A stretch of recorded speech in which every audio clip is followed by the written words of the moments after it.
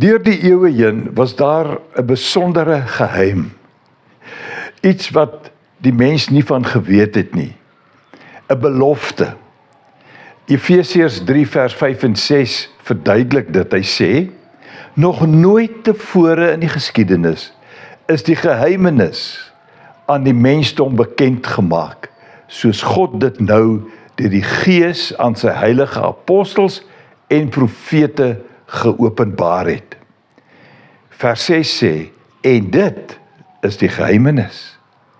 Deur die verkondiging van die evangelie en in hulle verbondenheid met Christus Jesus word ook mense wat nie Jode is nie, saam met ons deel van die volk van God en lede van die liggaam van Christus en kry hulle ook saam met ons deel aan wat God beloof het.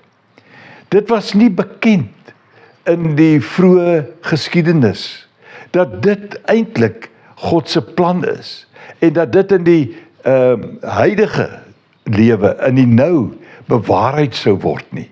Maar dit het gebeur.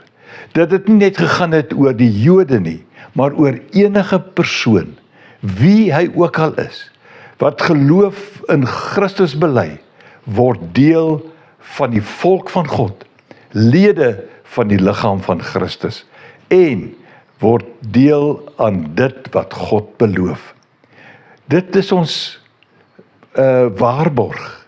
God maak sy beloftes in ons lewe die waarheid. Loop mooi.